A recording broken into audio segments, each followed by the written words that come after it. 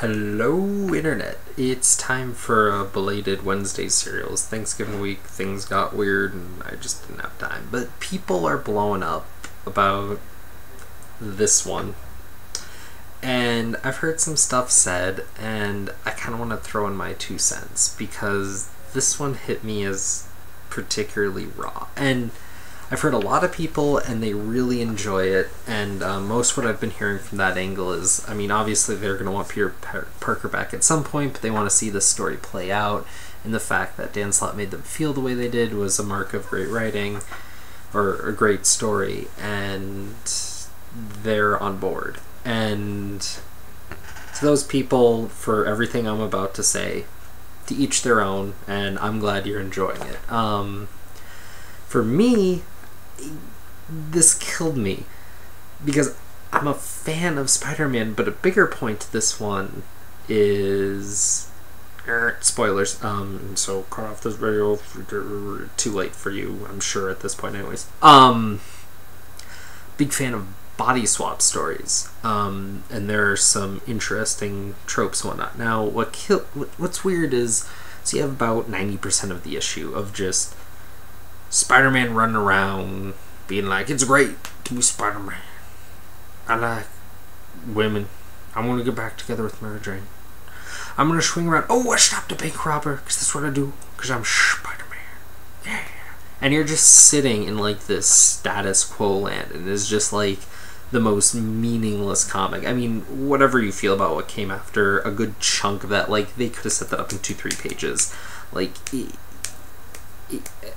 as someone who looks at comic storytelling and pacing, especially nowadays where they draw things out, most of this book was wasted space. It was worthless. It was frankly kind of poorly written, and some people are looking at certain points, like, he's like, I'm gonna get back together with Mary Jane, and then he kind of like looks at and winks at a couple of girls, are like, that's out of character for Peter Parker. No, actually, not really. Especially given his position right now, with her being kind of weird. He's Peter Parker. He's down luck kid, and there's been many times where he puts himself first, and that gets him into some hairy situations, because at its heart, more so than any other comic, Spider-Man is a soap drama, so that sort of shit has happened before. It has. Which is fine, whatever, and I see what people are getting at, because they had a point later. And that is where he... Okay, and this was another thing that was a dumb detail, and I get that, but his Avengers card vibrates like a pager. Who uses a pager? He doesn't have a cell phone? Pager? What? And apparently, from this Avengers card pager, which I'm gonna go back and look at here, he's able to determine where to go. Like, in this day and age, like, you don't even need a weird device to explain why that happens, but because of the way that just... That irked me for no good reason. I know that's just me being weird, but that's something to marvel at you that it's like, what the flying crap? Okay, because it doesn't open to, like...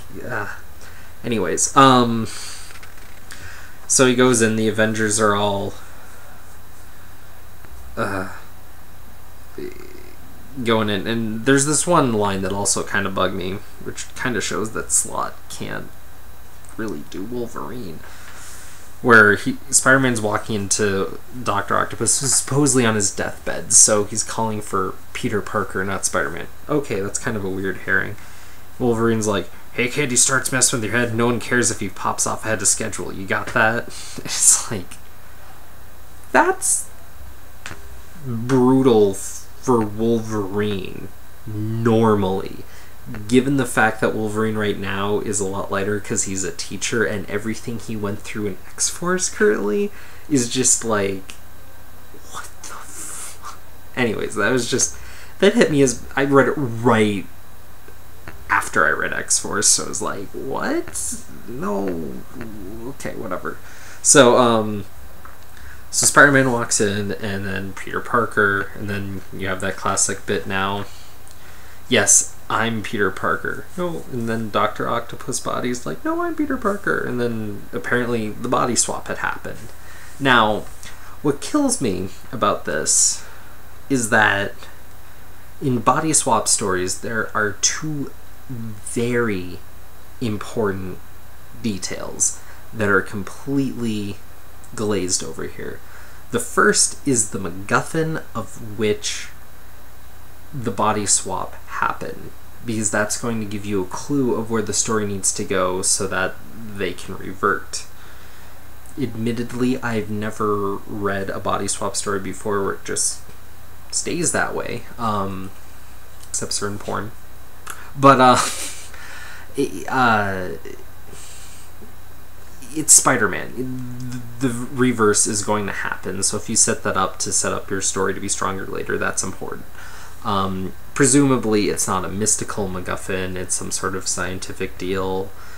Who knows if he's going to try to play it back to it being primed from something prior, if it was something to do with that golden Octobot from the last issue. There's a number of options, but that plays to the biggest point is when the swap occurs. Because apparently when the swap happened, it was at some meaningless point in the life of Peter Parker, which defies convention, which is all well and good to defy convention if you have something important to do with the story. But it was just some blasé day instead of some meaningful point, and then the character is edging or doing something, the other guy kind of goes in and screws up their life.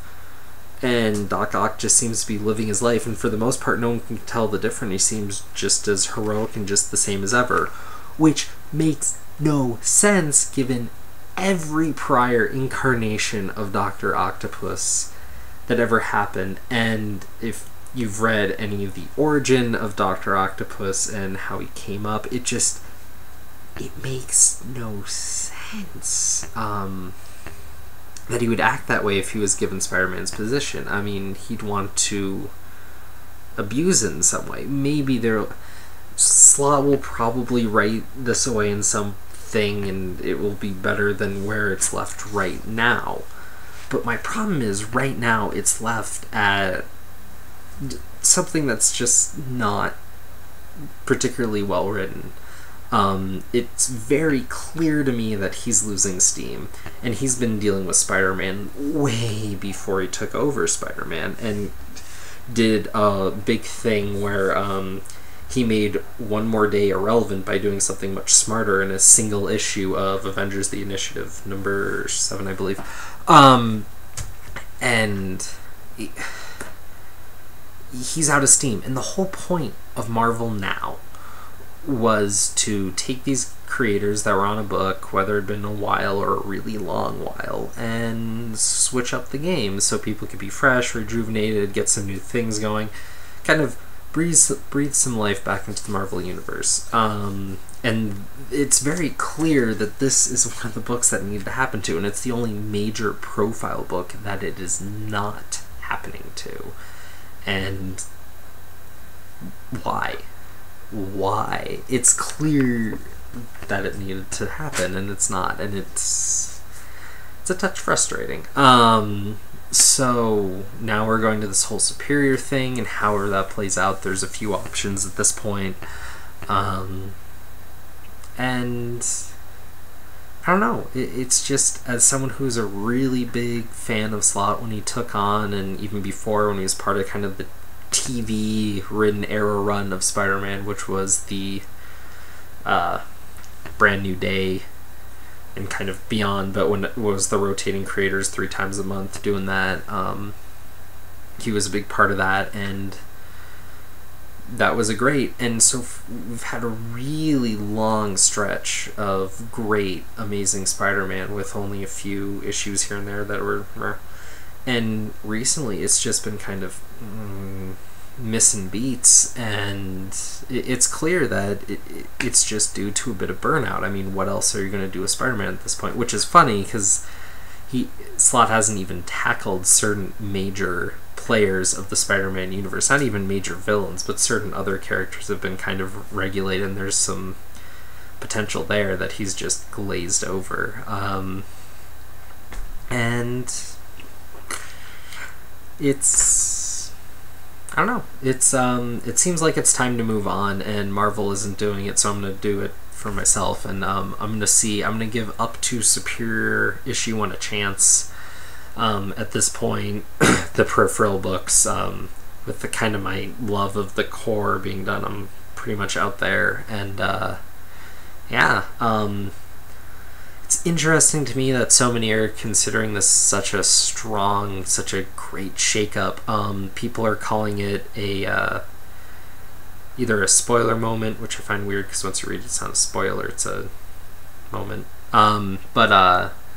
Or they're calling it, a big shock, a big twist, and it's not a twist; it's a blindside. He purposely, actually, the way I've always been saying in my head is buried the lead, but that's a news term. He purposely avoided setting up the situation to give it more shock value, but in a narrative sense, it has no bearing. It makes no sense narratively or character-driven wise or anything, really. I mean, yeah, it's a hell of a shock because it came out of nowhere, and it's the sort of thing that I'm shocked a professional writer could get away with a professional editorial staff, pulling something like that. If you were to try to write a story like that in a basic creative writing class, you would be told to go rewrite your story. Flat and simple. So, blah. Yeah. And so actually, Sleepy Reader was saying, like, I'm not picking up Spider-Man because everyone's talking about it, but everyone just seems to be bitching about it, or they like this issue, or they don't like the other, or something. It's not exactly what he said, but he's right, and so I'm kind of getting off the train because I'm at that point where even for the longest time I was a big fan of this book. Even when people weren't liking the Lizard arc, I really appreciated that arc and what they're doing and shaking it up. And then kind of since then it's been shaky. So yeah, well, at least Deadpool's back in some capacity. So yeah, I'll catch y'all later with a comic review. Peace. Oh, and one last thing. New graphic issue 616 is up. You should all go check that out.